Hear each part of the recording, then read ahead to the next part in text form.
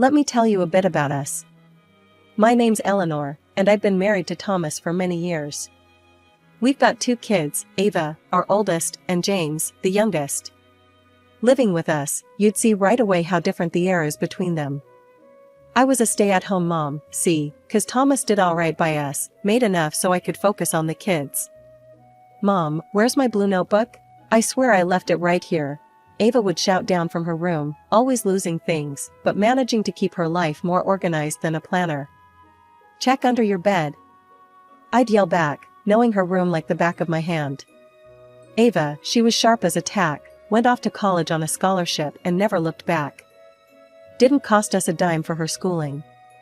Now James, that boy was another story. Thomas, God bless him, loved that boy a bit too much. Favored him, you know? Always in his corner, even when he messed up, which was more often than not. James, you need to take life a bit more seriously, I remember telling him one evening at dinner. He just rolled his eyes, fork halfway to his mouth. Come on, Eleanor, the boy will find his way. He's young. Let him have some fun. Thomas chimed in, always the peacemaker. Mom, Dad's right.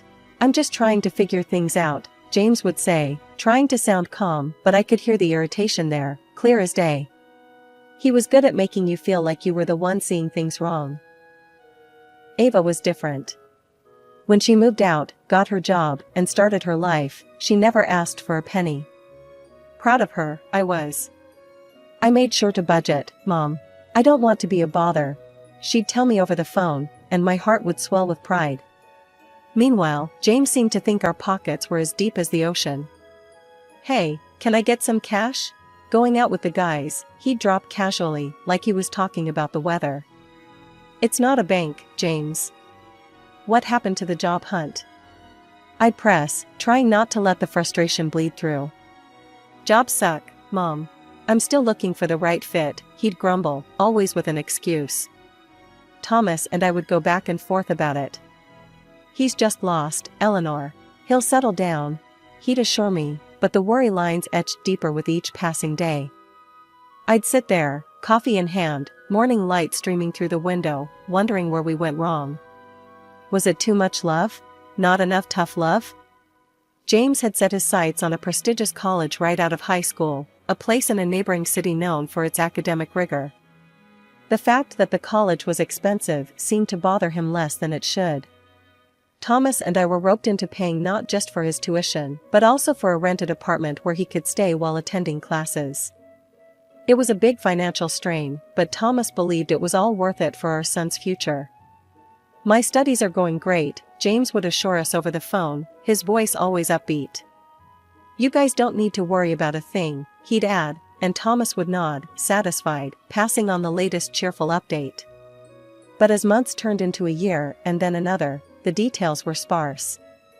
We got snippets of his life, a mention of a test here, a group project there, but never anything concrete. No grades, no reports, nothing that actually showed how he was doing. It started off like any other Tuesday. I was busy with the laundry, thinking about what to make for dinner, when something nagged at me, a mother's intuition, you might call it. James had been at the university for 2 years now, but we hardly got any updates. No report cards, no calls from professors, nothing.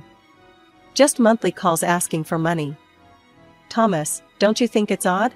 We never see any grades from James, I mentioned one evening while we were cleaning up after dinner.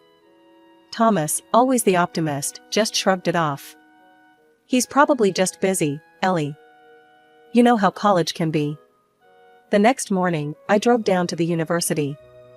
It was a nice place, all ivy-covered buildings, and young folks looking like they had their whole lives sorted out. I headed straight for the dean's office, to get the lowdown on how James was doing. Hi, I'm Eleanor, James Carter's mother. I'd like to hear about how he's doing, I said to the lady at the front desk. She typed something into her computer, frowned, and then typed some more. I'm sorry, Mrs. Carter, but it appears there's been a mistake. According to our records, James hasn't been enrolled here for the past 7 months. I felt like the floor dropped away from beneath me. What do you mean? Can you check again, please? She showed me the screen, and there it was in plain black and white. James had dropped out. Just like that. My heart was pounding as I thanked her and walked out, my mind racing all the way to James's apartment. When I got there, the place was a mess. Looked like the aftermath of a tornado. Beer cans, pizza boxes, clothes all over the place. And there, on the couch, was James, sleeping like a baby in the middle of the day. "James!" I shouted, louder than I intended. He jolted awake, all bleary-eyed and confused. "Mom? What are you doing here?" he mumbled, sitting up and rubbing his eyes. "I went to your college today. They told me you dropped out. Why didn't you tell us, James?" He looked away, then back at me.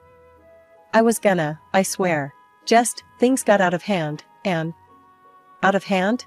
James, we've been sending you money every month. Your father works hard for that money. And here you are, throwing parties and lying to us?" He tried to say something, then stopped. His eyes couldn't meet mine. "I'm sorry, Mom. I messed up." I left his apartment with my heart heavy and my mind in turmoil.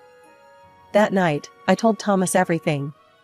He was upset, more than I'd seen him in years, but he didn't want to give up on James. "We'll get him back on track," he said, always believing there was a way to fix things. 5 long years rolled by just like that, filled with the same old song and dance.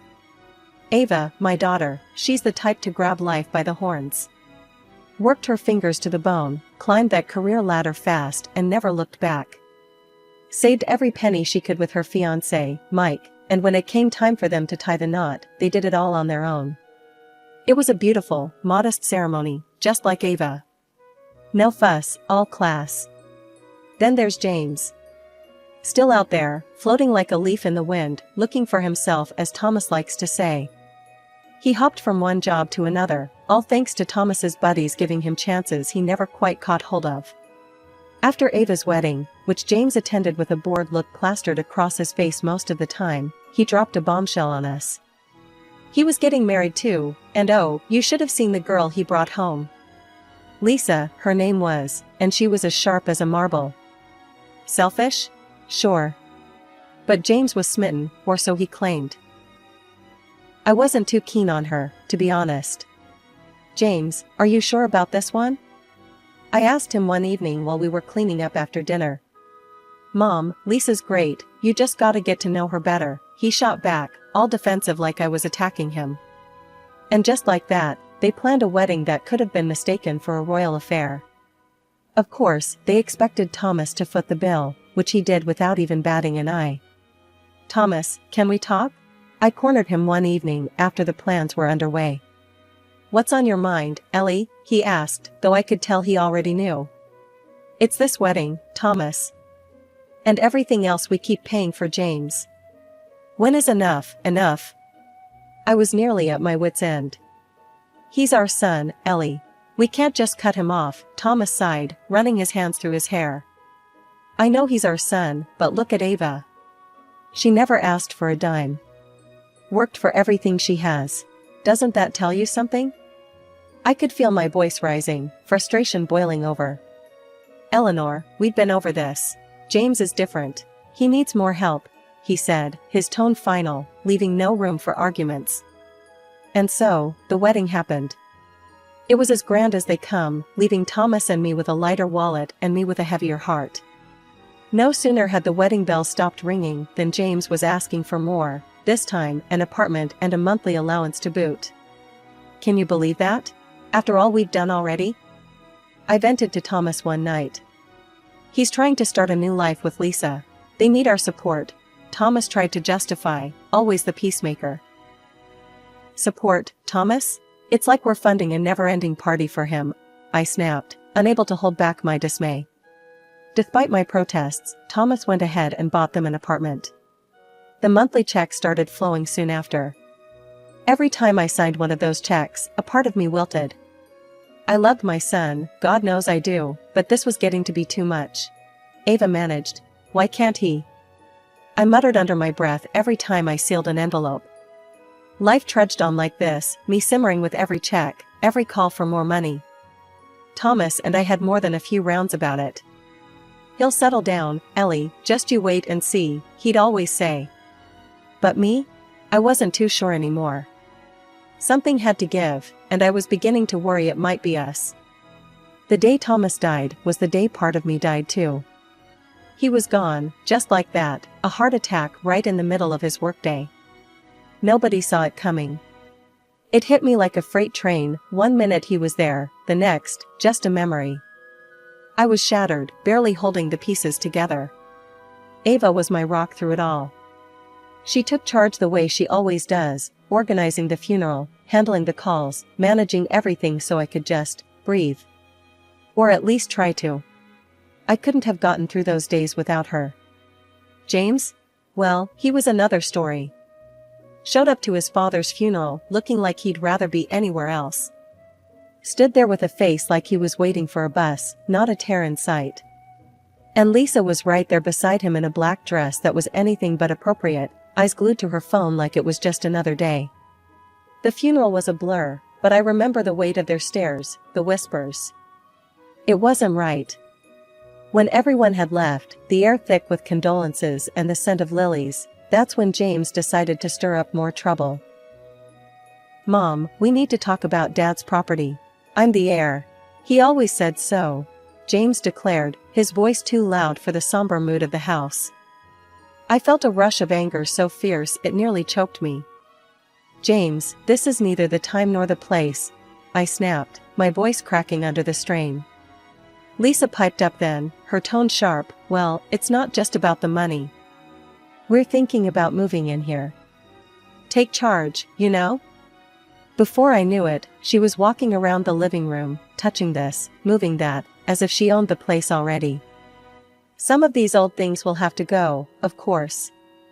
I stood there, stunned, watching her parade around my home. Over my dead body, you will. This is my house. I finally burst out. Lisa laughed, a nasty, grating sound. Well, that's only temporary, isn't it? The room spun a little at her words. Ava stepped in then, her voice calm but firm. Let's all take a step back. We can sit down in a few days and discuss everything like adults. But James wouldn't have it. No, we need to sort this now. Dad would have wanted me to have it sorted quickly. Ava looked at me, her eyes full of worry, and I knew she was in this fight with me. But standing there, in the echo of my husband's last footsteps through our home, my energy was fading fast. Fine. We'll talk about it now if we must, I said, the room going quiet. I've decided I'm moving into a nursing home. Thomas and I had it picked out long ago. James whipped out his phone and pulled up the website of the nursing home. After scrolling for a bit, he looked up, shaking his head. This place is a money pit, Mom. You're not wasting your savings living there. You'll live with us in this house. His wife made a face like she'd just bitten into a lemon, but then smoothed it over with a phony smile. Of course, you can stay with us. I mean, you'll help around with cooking and cleaning, right? The words stung, but before I could react, Ava leaned in close and whispered something in my ear. Her words were a quiet bombshell, one I couldn't believe at first. But she was serious, her eyes telling me to just trust her. Taking a deep breath, I straightened up and addressed them all. Actually, I won't be needing any inheritance. Ava and I have made our plans. I'll stay with her for now. Ava nodded, adding firmly. And I don't want any part of the inheritance either. We'll go to the notary tomorrow to make it official. James and Lisa exchanged a quick, greedy glance before breaking into wide grins. Well, if that's what you want, Mom, James said, barely concealing his delight. Lisa practically skipped to the kitchen to pop open a bottle of champagne. While they were celebrating in the next room, I slipped away to pack my things, feeling a mix of relief and sorrow. Ava was right beside me, helping to fold clothes and pack up my life in quiet solidarity. The next morning, Ava and I went to the notary. James and Lisa were already there, looking smug. We signed all the necessary papers. James could barely contain his glee, thinking he had won the lottery. Back at Ava's place, her husband, Mike, had prepared a warm welcome. The table was set with a good lunch and tea, making me feel cherished and safe. Mike gave me a comforting hug. Glad to have you here, he said, his smile genuine and warm. Living with Ava and Mike had been a balm to my worn spirit. Day by day, I found pieces of myself that had been lost in the chaos of grief and family drama. Ava was ever the caretaker, making sure I was comfortable, offering a listening ear, and just being there, something I hadn't realized I'd been missing so much. It was on a sunny Thursday morning, while I was enjoying a cup of coffee in the garden, that my phone rang. An unfamiliar number flashed on the screen, and I hesitated before answering. Hello, Eleanor? This is Janet from Pine Grove Care Home. The voice was warm and professional. I'm calling to inform you that your place here is ready for you. I furrowed my brow, confusion washing over me. I think there's been a mistake. I didn't book a place at any care home. Oh, no mistake, ma'am. Your husband, Thomas, arranged for 2 lifetime places here in your name. Since his place is now vacated, you also have an option to receive a refund. The amount would be $200,000. My hand trembled as I held the phone, tears welling up in my eyes. Thomas had always been thoughtful, but this? This was beyond anything I could have imagined. Thank you, I managed to choke out, overwhelmed by his love even in his absence. I hung up and stared out at the garden, the flowers blooming with no care of the world's troubles, a stark contrast to the turmoil within me. Ava noticed my tears when she came out to join me. Mom, what's wrong? Who was that on the phone? She asked, her voice laced with concern. I wiped my eyes, looking up at her. That was the nursing home. Your father, he had made arrangements for us before he died. There's enough money for me to decide what I want to do without worrying. Ava sat down next to me, taking my hand in hers. That's amazing, Mom. But you know you don't have to go if you don't want to. You can stay here with us. We want you here. I squeezed her hand, grateful for her and Mike's generosity. I know, darling. And I appreciate it more than words can say. But your father chose that place with care, thinking of our health and future. They have excellent medical facilities, and honestly, it might be the best place for me to be. I think he'd want me to use it. We spent the rest of the day looking into what Pine Grove had to offer. It was one of the best in the state, with top-notch care, beautiful grounds, and plenty of activities. It wasn't just a nursing home, it was a community where I could thrive, not just survive. Looks like Dad really was thinking ahead, Ava remarked as we browsed through the photos of the facility online. He always did, didn't he? Always making sure we were okay. I replied, a small smile creeping through the tears. We decided to visit Pine Grove the following week, to see everything in person and make the arrangements if everything felt right. As we planned, I felt a strange peace settling over me, the kind that had been elusive since Thomas passed. It was a crisp morning, and the air in Ava's house was filled with a mix of cardboard and anticipation as we packed my belongings. That's when the peace was shattered by James and Lisa barging in, papers in hand and fury in their eyes. Mom, you've got to listen, this is serious. James was red-faced, waving documents like they were flags. I motioned for him to calm down. James, take a breath and explain what's going on, I said, trying to keep the room from spinning into chaos. It's Dad's loans, Mom. He took out loans for my wedding, the apartment, all secured against the house. And now, the bank wants their money. His voice was shrill, the panic clear in his eyes. Lisa chimed in, her voice shrill. There's no money left, Eleanor. You and Ava played us. Now they want to take everything. I couldn't help but smile, not out of amusement, but because of the absurdity of it all. Your father was a wise man, James. He invested in a nursing home for our future. Everything is in my name. As for the house, well, that's your inheritance now. James's face went from red to white. You need to give up that nursing spot, give us the money. We need it to cover these debts. Lisa was nearly hysterical. I took out loans for my surgery to look good for James. You owe us that money to help. Ava stood beside me, her demeanor calm but firm. The debts aren't Mom's concern, James. She signed over the house to you. That was your choice. I looked at both of them, my voice steady. I think you should consider selling the apartment you got as a gift. It could cover your debts. No. We plan to rent it out, make some income. James spat back, his desperation palpable. I shrugged, feeling a weight lift as I finally let go of the burden. Well, that's your decision, James. But as for me, I'm done. The house, the debts, you wanted the inheritance, it's all yours now. James looked like he was about to explode, and Lisa was no better, screeching about her financial woes until Mike stepped in, his voice thunderous. Enough. You can't come here and threaten my family. Get out. Mike's presence was enough to push James and Lisa out the door, their threats and shouts fading as they left. Ava closed the door behind them, her hand resting on the knob for a moment as if to seal away the chaos. I let out a long breath, feeling the final ties of obligation fall away. Ava looked at me, a mixture of concern and relief in her eyes. Are you okay, Mom? I am, darling. More than okay, I assured her, feeling lighter than I had in years. I'm free of the house and the debts. Free of the constant demands. Your father's foresight gave me this freedom, and I'm going to enjoy it without guilt. We spent the rest of the day wrapping up my belongings, each item a memory, each box a step toward my new life. As I packed, I thought about Thomas, his last gift to me, freedom and peace.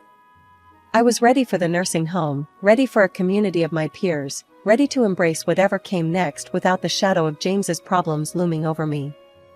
Settling into the nursing home was like starting a new chapter of my life, one I never knew I needed. My apartment here at Pine Grove is more beautiful than I could have imagined. From my window, I can see the sprawling gardens, the trees swaying gently in the breeze, their leaves whispering secrets I'm now free to discover. It's funny, really, how life turns out. Just a few months ago, I was tangled up in family drama, worried sick about debts and inheritances. Now, I'm here, in this peaceful haven, hearing about the outside world as if it's a distant memory. One sunny afternoon, Ava came by for our usual walk in the park that borders the nursing home. These walks have become the highlight of my week. So, how are things back home? How's Mike? I asked as we strolled along the paved path, admiring the blooming flowers. Mike's great, Mom. He's really been a rock through all this.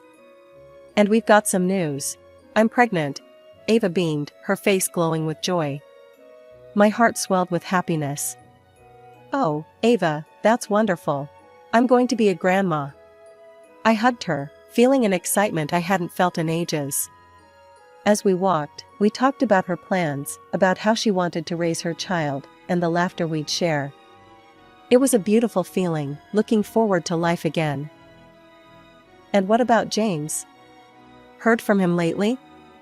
I ventured gently, knowing that part of my heart was still tender where he was concerned.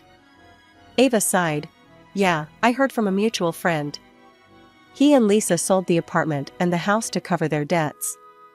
After everything was paid off, Lisa left him. Now he's living in a small rental and had to finally get a job. Sounds like he's learning some hard lessons, I said, not without a pinch of sadness for the son I once held in my arms, thinking the world was his oyster. It's probably for the best, Mom. He's taking responsibility for himself now. It's what you always hoped for, right? Ava squeezed my hand as we paused to watch a pair of ducks glide across the pond. That's true, darling. I always did want him to stand on his own 2 feet.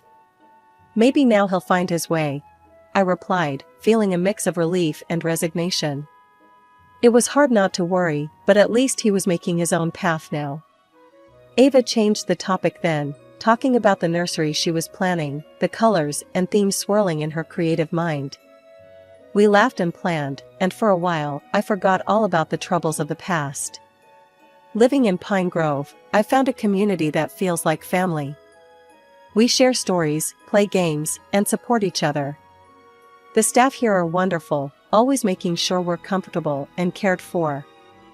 It's more than I could have hoped for, and sometimes, I catch myself wishing Thomas could see me now, happy, at peace, and about to be a grandmother,